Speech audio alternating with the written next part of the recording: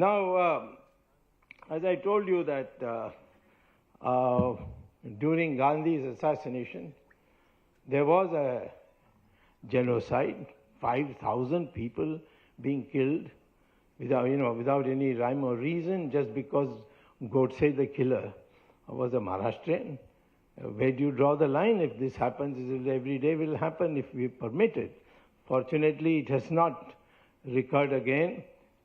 But once again, when Mrs. Gandhi was assassinated, 3,000 Sikhs were killed.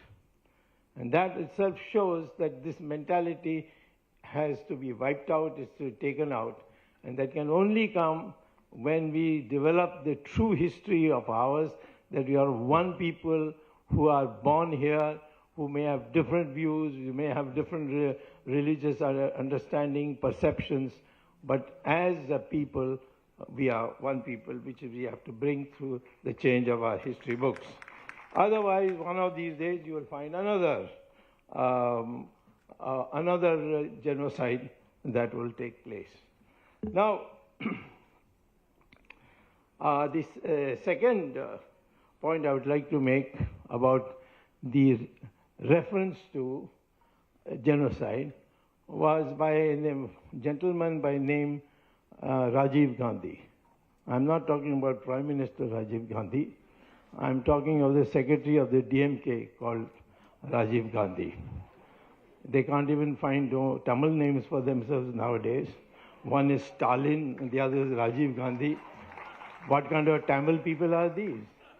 Anyway, he said that the Tamil Brahmins will be subject to genocide, openly in a press statement. And so I sent a petition to the High Court saying that this is in violation of our constitution, what he has said, and therefore he should be arrested. But I was told that it was required that I get sanction from the Chief Secretary. So I sent the sanction to the Chief Secretary, and the Chief Secretary has not yet responded. But meantime, I got quietly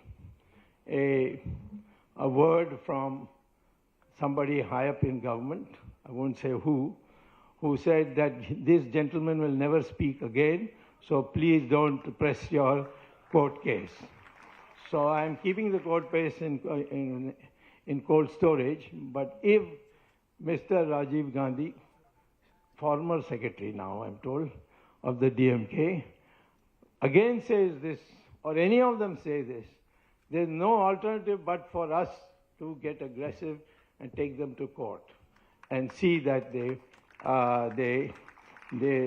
repent for what they did. I did this once when Swami Dayanand Saraswati was there. When one day he told me that Karunanidhi has finally accomplished his lifetime desire. So I said, Swamiji, what was his lifetime desire? He said his lifetime desire was to take control by the government of Sabhanayakar temple, which is an ancient temple, in the town of Chidambaram. And he said he's taken them, now they are going to destroy it, because Karunanidhi said, I'll never rest till Sabhanayakar temple is destroyed. And he said it many, many years ago. So you have to take this in the Supreme Court. But I found out that the Dikshitars who were the pujaris, they had gone to court and they lost in the single judge High Court and the division bench High Court. So normally when you lose at both levels, going to Supreme Court is a tough proposition. So I asked Swamiji, how can I go? First of all, I have no locus standi. I'm not a Dikshitar. So how will I go to court and argue this? He said, no, you go. You will see that you will have your way. And miraculously, the court accepted my petition to argue. I argued, and the court laid down what is there clearly in the Constitution, but never been known to the people, that no government can take over any temple except if there has been a financial misappropriation, then only that Department of Finance, but it cannot take over any part of the religious functioning of a temple. This is the order of the Supreme Court, but nobody is obeying it. I have to go from state to state to take examples and try to get it done. I've just gone to Maharashtra, where the BJP government has taken over the Pandurang, the Krishna,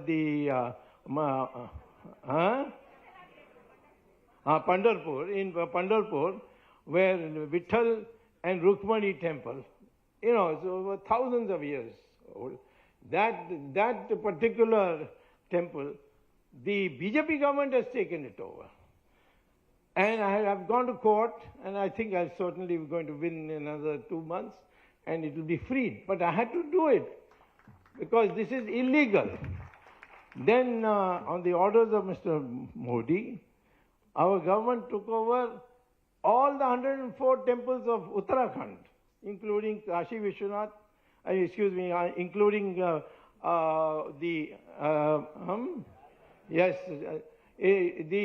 holy Shiva temple and the Vishnu temple. They took it all over, and the Char Dham, as it's called.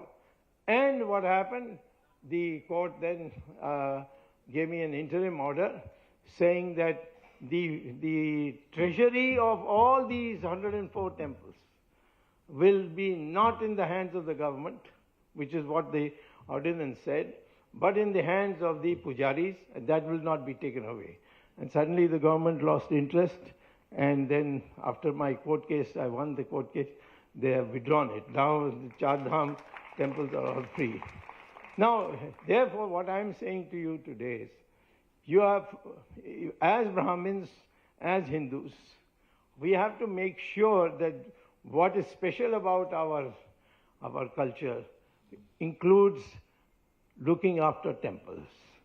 And I'm unhappy to see our pujaris, our people who are working in the temples, who have given their entire life for it, who have learned the Sanskrit shlokas, they have learned all the scriptures, who perform the pujas, the miserable life they have to lead, and particularly Tamil Nadu. And in Tamil Nadu, we need a renaissance, we need a Hindu revolution, and if it doesn't come this year, it will come in the next 10 years. If it doesn't come in 10 years, it will come in sometime in the other, but we have to keep trying. And you will find that slowly people start yielding. I remember when I was fighting for Ram Setu, Karunanidhi got very upset, and he said that, what is this Swami saying, Ram Setu? Ram was an engineer. He went and built the bridge. So, everybody was offended. But 2 days later, Karunanidhi fell sick. So he had to be admitted to hospital. And the hospital's name was Ramchandra Medical Hospital. So I wrote him a letter, get well soon, because Ramchandra ji may not give you much time because it's a temple in the name of Ramchandra ji. This is the way in which they have been trying to be debased. But as far as the Tamils are concerned, the targeting of the Hindus must end. We cannot tolerate it anymore. I have no problem with them, because anytime I make a little noise, they adjust, and then I get a secret message, please don't go any further, we have fixed them. But I'd like all of you to be fighters and pursue the matter. The law is in your favor. Make friends with any lawyer you know and tell him, ask him to help you to file cases. Don't take anything lying down. Because we now need a situation where we are no more passive. We don't want to be, of the ministers. I've seen lots of Brahmins who are ready to be secretaries to ministers. I don't understand. Then why are you a Brahmin? You should be a Kayast or something like that, who does paperwork. The Brahmin is is a most elevated position. So according to that, we must try to live. All that has happened during the British period, all this I understand. But I would say now you can start doing some things in your own residences. In your own residence, please try and see if you can persuade your children to learn Sanskrit. Because Sanskrit is the language of the future. You can go to Google and you can Google artificial intelligence and Sanskrit, just that much. And they'll bring out a volume, research volume, published by the American the Space Rocket Research Center, NASA, and their Journal of Artificial Intelligence states that there is only one language with which we can communicate in artificial intelligence with robots, and that is Sanskrit. Why? Because every word is precise sound. It will not confuse the computer. If you use English and you say PUT, you type PUT, it's put. But if you type BUT, it's but, and the computer will get confused and therefore won't not work. So today, in almost every research center of the world, in the Western world, Sanskrit is slowly becoming a compulsory language. If you go to Google and type St. James School, London, James School is one of the most prestigious schools of London. It's an all-white school. And they were so prestigious that when Charles was being crowned, a group of students came and sang a song. What song, I'll tell you in a minute. But first is, if you go to Google and type St. James School, London, and Sanskrit, just that much, what will come out is that in that school in London, every morning between school for children of ages of 6 and 11, they have to sing shlokas of Sanskrit in an English school, all-white English school. And the same group of students, 6 to 11, came for Charles and sang Sanskrit songs, Sanskrit-connected songs in Charles's coronation. But nobody noticed it here. Our news media also doesn't, of course Tamil media will not, they will probably suppress it. But northern media also don't understand the significance of this. Everywhere Sanskrit is being revived. And so I would say Brahmin community should take the lead in this by seeing that all their children have the opportunity to learn Sanskrit, because Sanskrit is going to become the language in the future of at least artificial intelligence and therefore the base of science. So, all this is fine, but somewhere, as I have come back to the first point I made as my last point, the numbers of Brahmins must increase. You can't take on, millions and millions of people by being a few millions yourself. And therefore, you must have not by me or anyone else, but by the great sadhus of our country, one of them is seated here, who can make it possible for the society and the Brahmins in particular to accept people who are born in other castes or other varnas, And because they have the same gunas as Krishna said Brahmins should have, if they have the same gunas, to break them and declare them as part of the Hindu community. Today we are 3%. If you can be 10%, I'd like to see what Mr. Karunanidhi's party would do. and they will wither away because they cannot manage a larger population. In UP, Brahmins don't have a problem. They're 16%. But they don't have a problem because those 16% form a very big voting bloc. So I would say, first of all, please see that your children are educated in what it means to be a Brahmin and what are the requirements of that and how you can live with it without, it interfering with any of your modern occupations.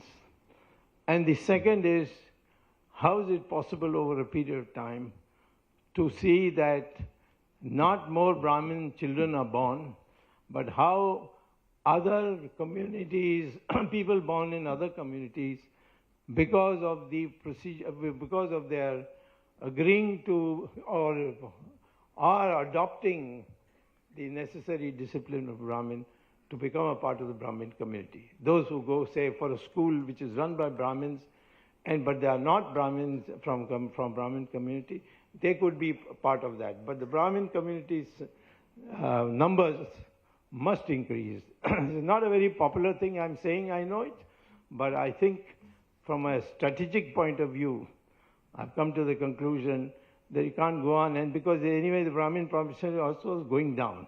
They're more educated, they have fewer children, and then some of them go abroad and settle down. They get very, very cushy jobs there and don't want to come back. So the shrinkage will take place. Or we have extremely poor Brahmins who are like Archakas and so on and so forth. So somewhere along the time, as a community, we should form a body, which body will be looking for how to get talent from young talent from other parts of our society and bring them into the Brahmin community. Thank you very much.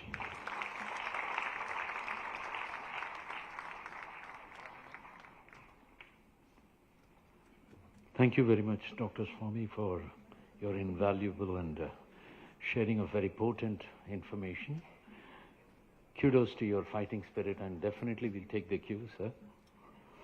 I now call upon Sri Naradur Sudarshan to deliver the vote of thanks. Thank you all, patient audience. So, a vote of thanks to His Holiness Mannavari G.R. Swamigal and the undoubtable Dr. Subramanian Swamy, Sri Bhaskaran and the author, and also to the very patient and the usually extremely intellectual audience of Chennai. And we'll also like to thank our media partners and the Chennai police for cooperation. And we can probably close with the national anthem.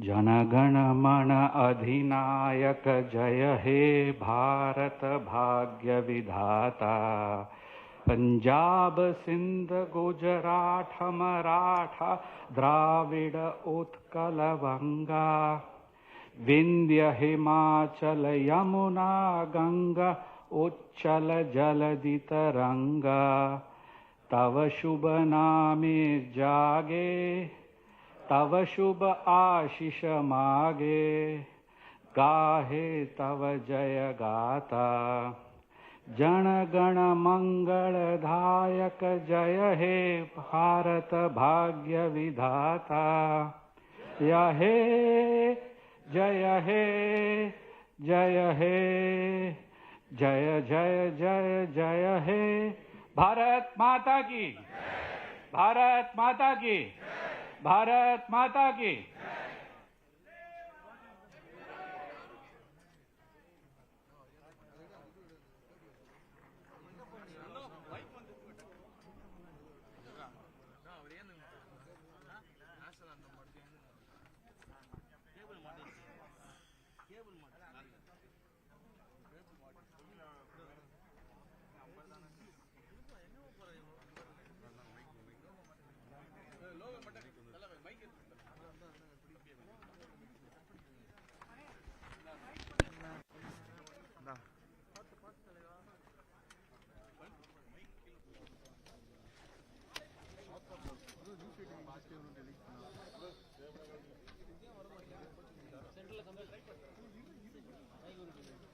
கொஞ்சம்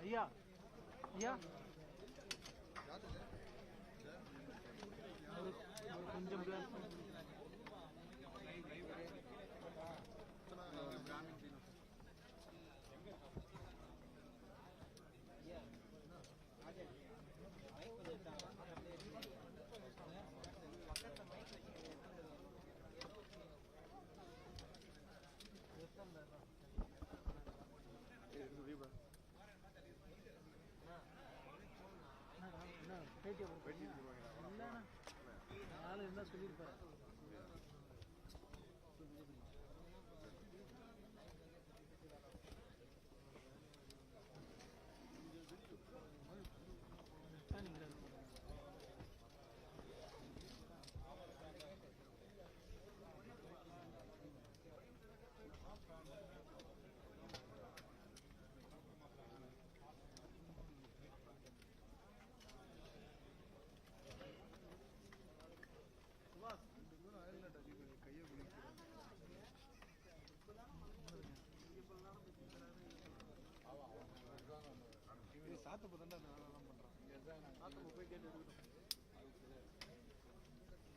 பேசுற போறாங்க.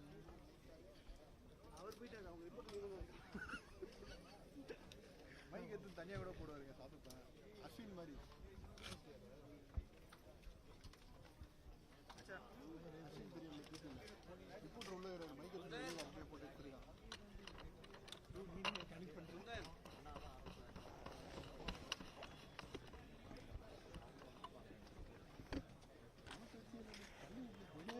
யானை போட்ட மாதிரி ஒருத்தர் camera வச்சுன்னு போனார் பாரு. ஆமா ஆமா அவங்கதான் தேடிக்கிட்டு இருக்கேன்.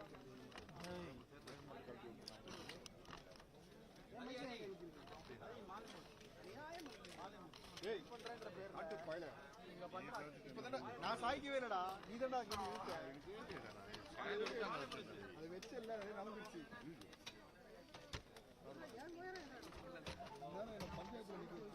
வரப்பாடுது இருக்கப்போ அது கேமரா என் மைக் எடுக்கிறாரு அவரு சார். வழி விடுறா வழி விடுறான்னு நம்ம அவங்க எதுவுமே சொல்லல.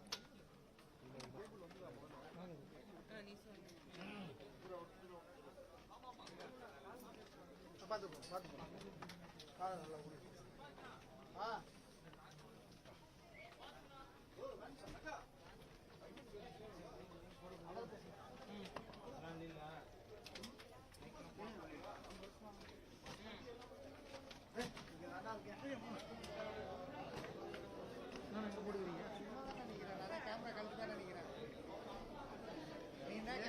சாத்தமன் போயிட்டாரு சீக்கிரம். அவர் போனாருன்னா என்ன இவர் ரிப்போர்ட்டிங்க தான் இருக்காரு அப்படின்னு. நல்லா இருக்கீங்களா? அம்மா இங்கே இங்கே நான் பிடிலையா வேலை செய்கிறேன். இல்லை இல்லை அவர் இந்த சைடே வரமாட்டார்.